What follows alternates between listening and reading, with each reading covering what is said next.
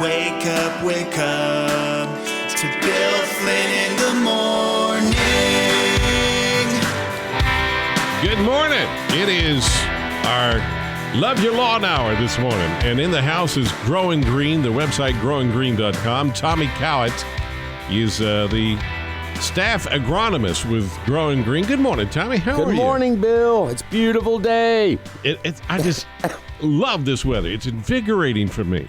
This is what it's all about, It makes man. me That grass wanna- is looking the best it will look all year. Oh, man.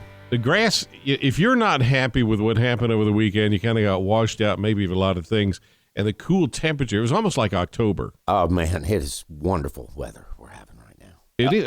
If you're grass, if you're a blade of grass or a plant of grass, there's nothing finer than what's happened the last few days, is there? This is just the optimum growth temperature. We had all this rain over the weekend. Was unfortunately for the folks at Bowman Gray Stadium who wanted that race on Saturday night. That just didn't happen. Well, there you go. That does change things, but the lawns are happy. Know that the sadness that you and the rejection you sensed if you missed the race was more than compensated by the utter joy your lawn was expressing because of that weather. I was jonesing all day Sunday as I worked on a project in my garage. And then Jonesy, finally now you're going to have to explain. to mow that lawn because it was about getting about 6 inches, getting Yeah. a little bit out of hand, and then yeah. the sun came out and I was able to get the mowing done. Oh, yes.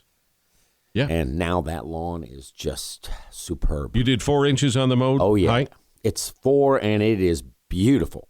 It's a perfect 10. Well, I want to, yeah, I understand. I want to talk a little bit about the personal experience here.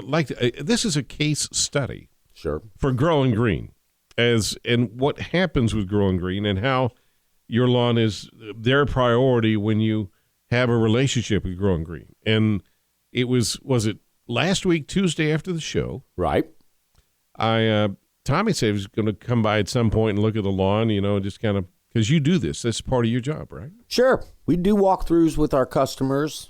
Do it all the time, every day. So you came there, and your technicians had been to the lawn some days before, multiple times, and you just wanted to eyeball it and literally walk the lawn with me, and if I was there, and I happened to be there. So Sure. thanks for coming by. By the Hey, way. I enjoyed spending some time with you, Bill. We did have Personal some quality time out time. on your lawn. It was But beautiful day. I could walk through there with you. You knew what I was going to say before I said it. I knew that. But I mean, I have shady areas that are a challenge to grow grass. And you walked through there, you had some ideas, and you threw out some ideas that I'm sure meant something to you. I should have written them down, but I didn't. What were some of the observations you had? Well, the storm damage you had, it was minimal Yeah. as far as damage, but boy, That was after the hailstorm. that hailstorm it took out half the foliage, half the canopy of your trees were on the ground, on the deck, on the driveway, everywhere. But you'll just chop that up with your mower and it'll return back to the earth and feed the microbes in the soil. Beautiful thing. But no big, limbs or anything. Now, I also said, and you used a term of an application or something you can do. I pointed to some routine problem spots where I have sparse grass. Mm-hmm. Now, whether it's because it's too, I'm not sure what's going on, but you had a ready idea of what we may want to try there. What were you talking about? Well, you do have shade and compaction. Yes. And anywhere you see those bare spots like that, off as you get further into the woods, closer to the big trees, it's compacted. I like to compare it the elephant and the mouse.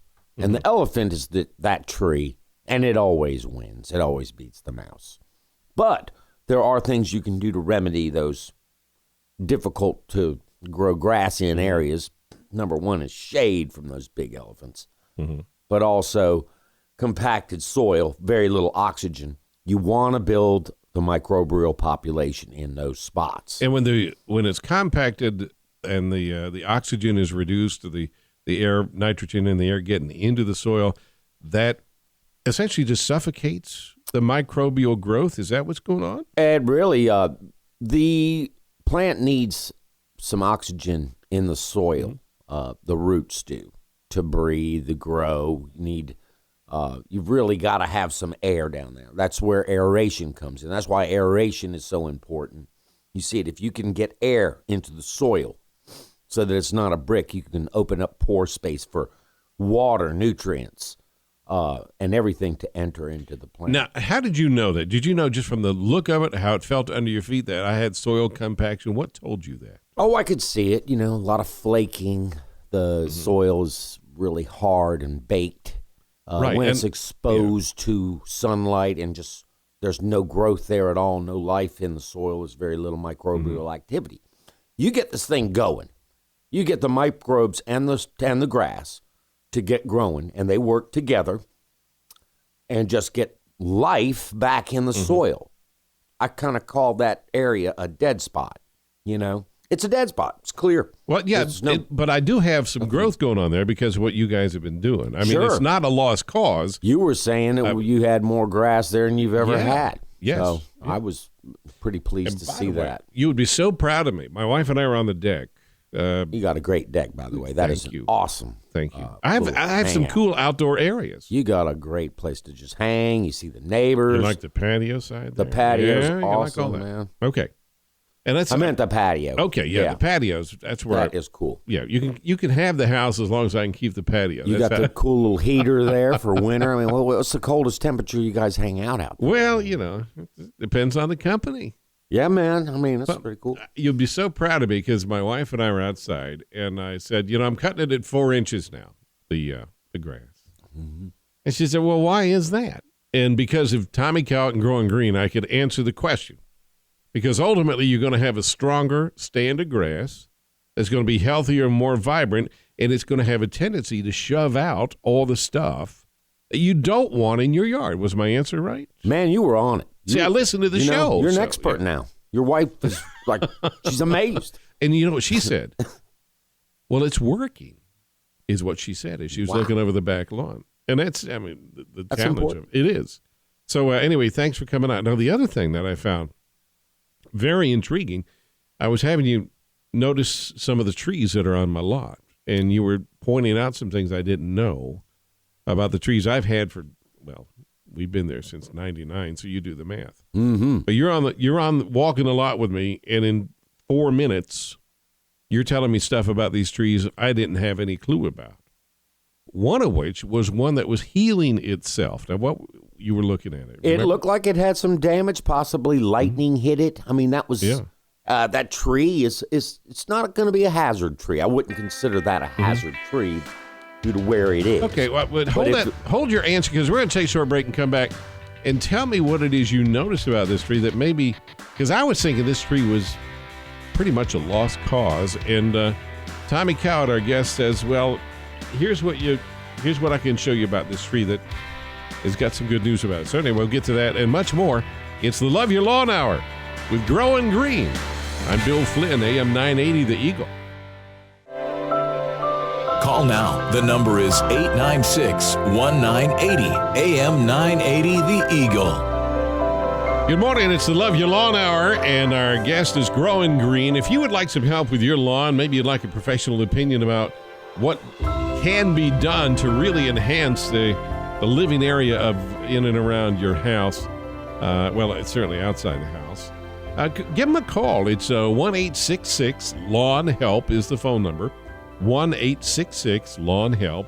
And you can go to the website to get some really great information. The Ask the Expert button there is there. You don't have to be a client to even run a question in and get some professional advice from people that know not just the like Tommy Cowett as an agronomist, but also the specifics of the weather patterns, the soils, the micro environments that are common to this part of the country. And that's a huge advantage that GrowinGreen has versus many times more of a national scope. Sure. Hey, a local lawn care company that has a lot of knowledge, and we're backed by NC State, or we turn to NC State, Clemson, Virginia Tech. These are all cutting-edge agricultural programs that are really implementing and testing things that may not be in the market for another decade. That's right. I mean, there's some things coming down the pike right now when it comes to turf chemicals. some of these available things, and I am so excited about this one particular one called Miramichi Green, which is the... and that's the term you used when we were walking my lawn last week. Now, what is that? Miramichi Green is biochar, and now it's available from Miramichi on a large scale, and this stuff is nothing more than really charcoal. Activated charcoal has been used for years and years for like chemical spills, trying to neutralize the soil if you get a toxic buildup of something. You know what it is really, it's a crystalline structure, has a half-life of about 800 years. So when you put it in the soil, it's not just going to decompose. It's wood, it's carbon.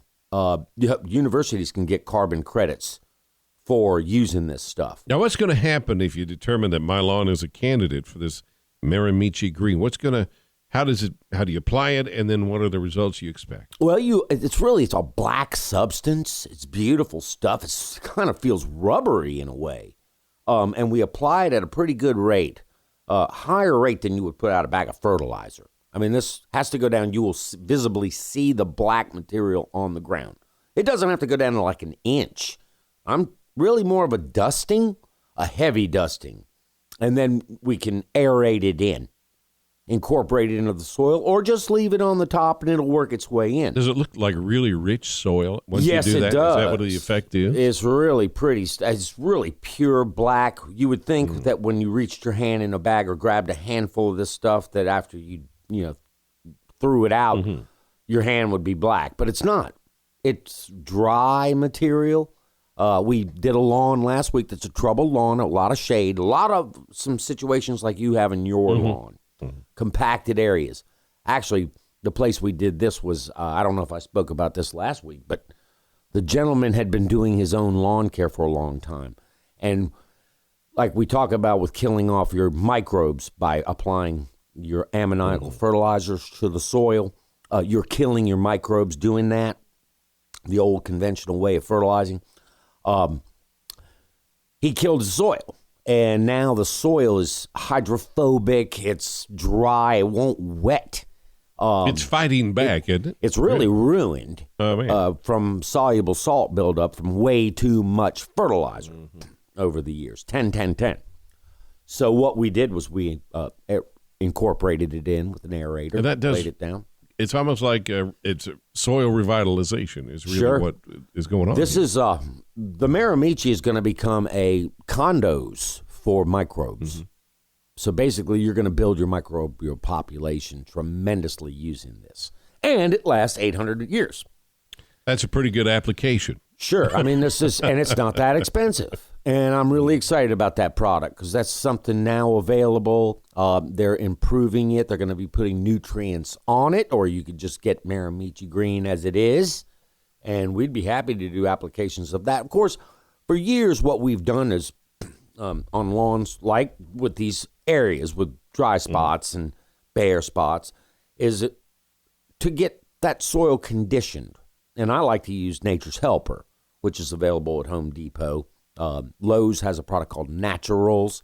It's just a natural organic, soil conditioner that you would use when you're planting plants, shrubs, and trees. And you put some of this material in the hole with the plant. It gives the roots a place to grow, some room. It's not just compacted clay. And then you also have places for the microbe population to grow. We can't let them go unattended. We're talking about the grass, and in our last break, you had actually started talking about looking at some of the tree health in my yard, because I've got some, it's not old growth that I would call it, but I mean, there are some trees that have been around for a long time. Oh, you got some beautiful poplars. And I love them. I mean, that's one of the things, even back when the house was built, I said, let's remove as few trees as possible. And they looked at me like, are you kidding me? I said, well, no, because they knew what I did. I was going to be dealing with a lot of leaves and all of that, which I understand, and I live it. It's worth it for me, though, at this point. But you looked at a tree that I thought was, I've had people come by and say, we'll saw that tree down for you here, for whatever. But you looked at the tree and you had a different view. Well, I showed you the cambium and how it's healing itself back. And the cambium layer is that healing tissue. You often see if you cut a branch and then you see that heel over, and it's kind of smoother than the normal bark. It almost looks like a set of lips from Yeah, either set of lips, side sure. coming across underneath the bark. Yep. That's the cambium. cambium lip. Right, Okay. and that is healing that tree back as a natural process in the tree, and you only almost had 100%. Now there's a little bit of dead wood that will be covered over by cambium. But you should be fine. Structurally, that tree is going to be fine. You know, the center of a tree is typically the xylem wood. That heartwood is usually not even conductive for much growth. It's just pretty much dead wood in there. Oh, I see. You know, it's not really, all of it's not flowing. Okay. But So you know, in this case, so you can have an amount of dead wood inside a tree and you'd still be okay. now your observation too was also with that dead wood, there's a little higher risk of the tree failing structurally, Yeah. potentially. But then you looked at where it was regarding where the house and is. where that tree, it's not a hazard. It's surrounded by other trees to help support it. You know, we looked at that. We looked at how water was flowing into that tree and some of the wounds on the tree. That's real important.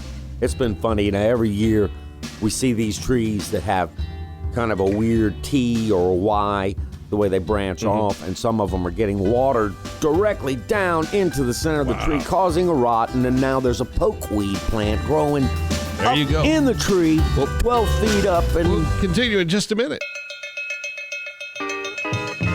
Call now. The number is 896-1980. AM 980 The Eagle. Love You Lawn Hour this morning. We have Growing Green and Tommy Cowett. good morning. Good morning.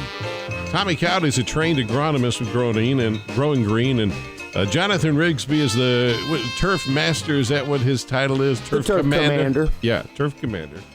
He does the show sometimes with us as well, and sometimes he calls in to make sure we're doing exactly what we need to do. So, Jonathan, if you want to call, you're welcome to always. Hope you're listening, Jonathan. And hey, Dave, I think you were going to, Dave Heisig, one of our commercial technicians, is out great. there. He's at Ellen Ashley's right now on the lawn. He's treating that Gracious. property. It's a beautiful place in Summerfield. You know, I want to turn your attention, if you would, to a lot of us that grew up in this area, have been here any time at all. When you say Bowman Gray, it's an iconic place. It really is. It's exciting. For 60-some years, there have been people racing out there. 118 miles an hour around that little track. That's I didn't believe it when somebody told me that they did that. And I jaw-dropping, saw it isn't it? Yeah. this past weekend. And then once you saw it, then you knew. I was excited. Now, tell me, though, what your relationship is with the Bowman Gray Stadium and surrounding area, and what you've been doing to enhance that. Well, of course, it's Winston-Salem State University's, the Rams football field, the stadium. And that field needs to be deep tine top dressed from time to time. And they hired us in. We have all the deep tine machine. It's a Wienerman. It's a one-of-a-kind type of machine that just really can break up the soil and really help poke some holes deep. And then we come back over the top of that with our top dressing material, which is a really high-quality top dressing sand. And we put that out at about a ton to the acre. So that field, 25 ton to the acre. So we put about 50 tons of sand on the field yesterday. Wow, 50 tons. Yeah, I had to keep it away from the track, though, a couple of years ago. I was telling you about this. Yeah. Apparently, I was, Barry, our the AD over there, a couple of years ago, they got some sand. It wasn't so good, and it was like a river bottom, or it wasn't screened sand. There's still a pile of it. They're never going to use it sitting there. Now, this before you guys came on board, this is right? this Okay. pile has been sitting there for a while because they're not going to use it, but it's more like pea gravel in it, and some of it accidentally got out apparently onto the track. Oh, no. And man, it caused some havoc. Changes everything. Oh Yeah. God! I mean, Yeah. we talk about marbles that are on the track from the rubber, Yes. but these would be real marbles from rocks. And that happened a few years ago. Apparently, there were some wipeouts and things like that. Well, that caused and problems. it does cut to the point that this is like everything you do, but it really does underscore how precise you have to be Oh yeah. with what you're doing and how you get it there. And you know, are you having to go across the track to get to where you want to go? Yeah, but we have a big machine that can hold sand, and we were really careful not to spill any, and then we can go back and blow it off after that. But, we did that. So it's clean. There's no sand on the track at all. But, we're just trying to get that field conditioned so that it's going to be a great, football season after racing season. Yeah, So, but I tell you, whether you're there for watching a race or watching a football game, the people that frequent the venue, they know everything about it.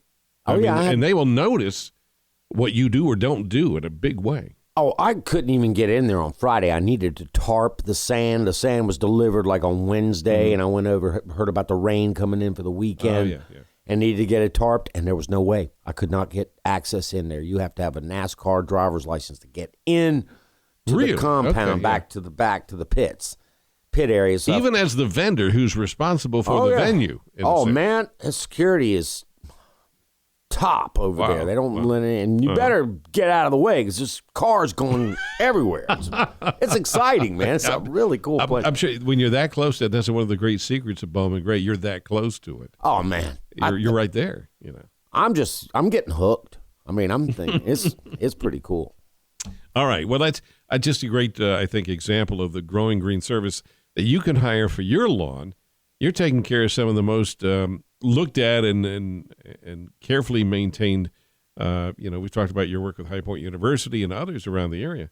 It's a great thing. I want to turn our attention a little bit to there was a story in the news, and I thought about you when I saw it, that Amazon is now offering a service where if you are having trouble with your lawn or your property, you need to have it kind of taken down a notch. A lot of us ended up not being able to cut our grass, and we ended up with 6 inches of thick fescue or whatever is in our lawn. Well, if it gets out of hand, you can actually hire a team of goats or one goat to come and put up a fence around your property. Yep. And a goat will go in there and take care of business for you. I've seen it. I've seen it in action. A buddy of mine in Greensboro had a ditch full of kudzu. And he hired this service to come in, and they put goats on that kudzu. Goats love kudzu. That's one plant I'd probably recommend it for. Now, this is not for, the if you've standard got terrain and, some of this kudzu gets so out of hand. Yes. And, it's an invasive species. The history of kudzu is very interesting.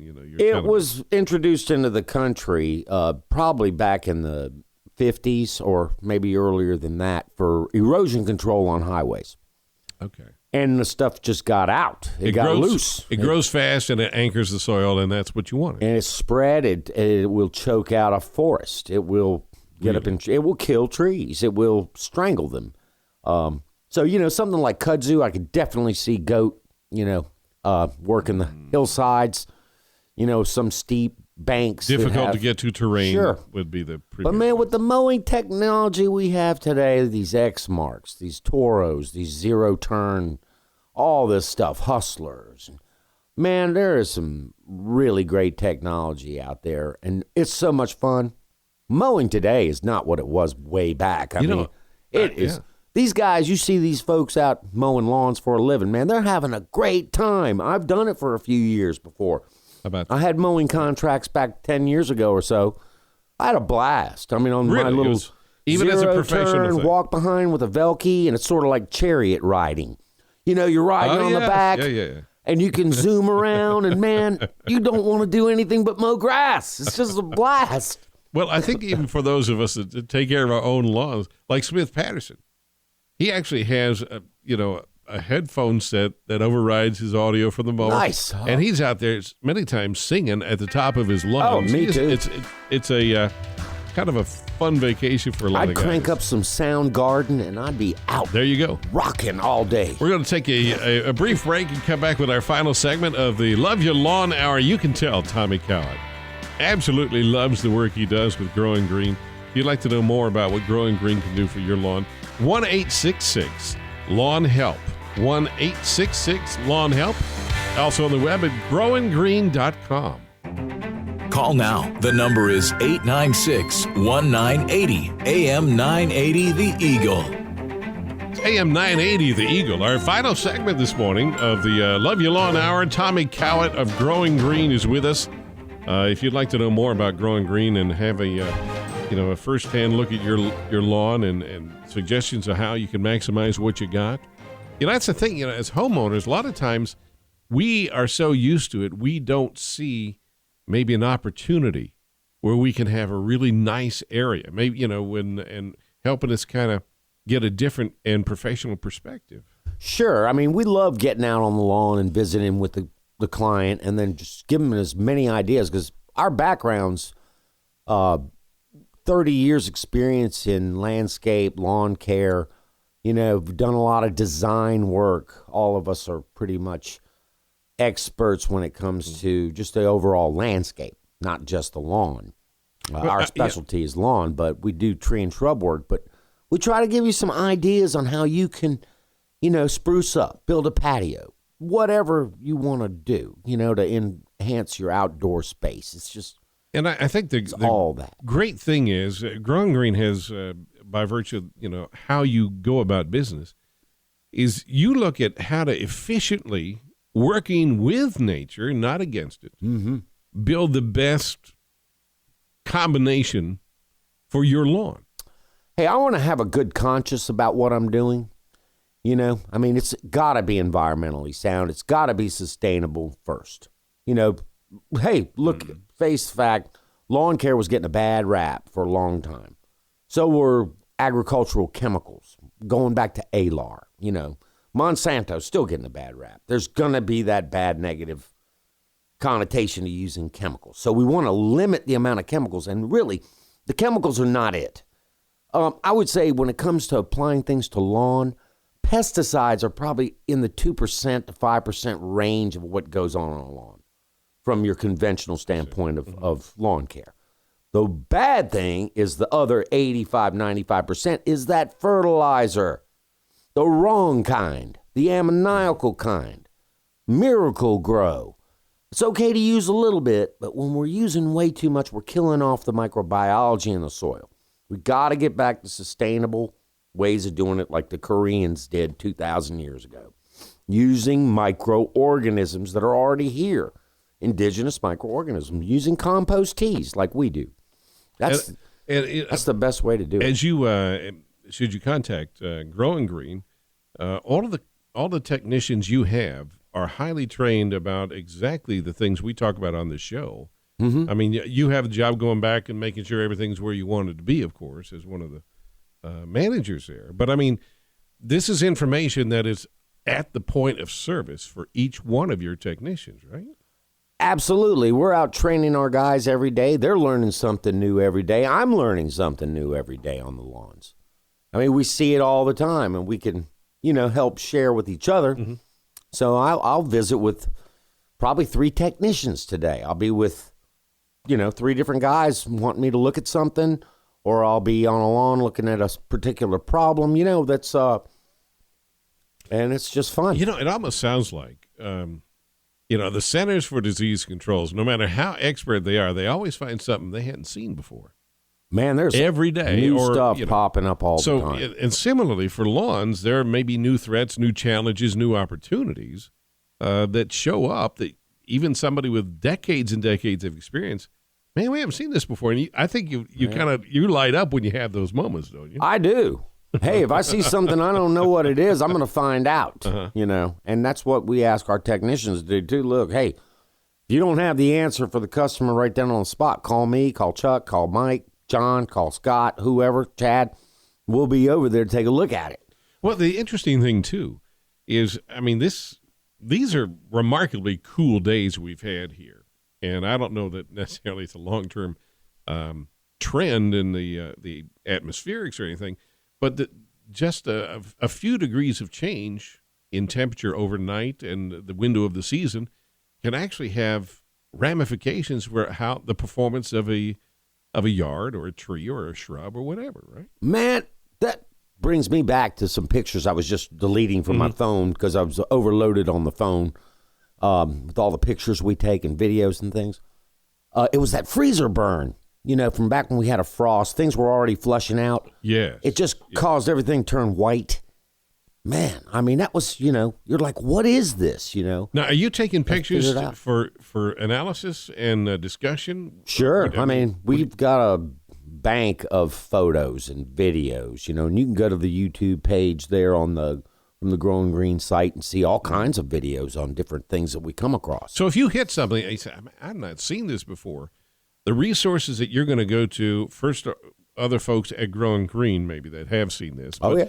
But, I mean, if you need to reach out further, you've got established relationships. You mentioned Clemson. You mentioned North Carolina State, other agriculturally focused departments that you know these folks, right? Oh, yeah. We use all these resources, constantly taking courses. We got our certification with ArborJet this year, so, we'll be injecting some trees here. And just all of this. There's so much new technology with the phones today and these little computers we're walking around with. It's amazing. Yeah. It's all right at your fingertips. Jonathan, on his blog at growinggreen.com, is talking about, this one's about pruning. And he's talking about pruning for a beautiful native look, as he put it. Mm-hmm. And what are some of the things you want to communicate when it comes to pruning and like right now this time of year or whatever is going on? Talk to me about that. Well, right now, you should have had your crepe myrtles probably cut back by now. But right now is a good time to clean things out, look for dead wood inside and get it all cleaned up. Anything that's touching, any branching that's, scraping against each other.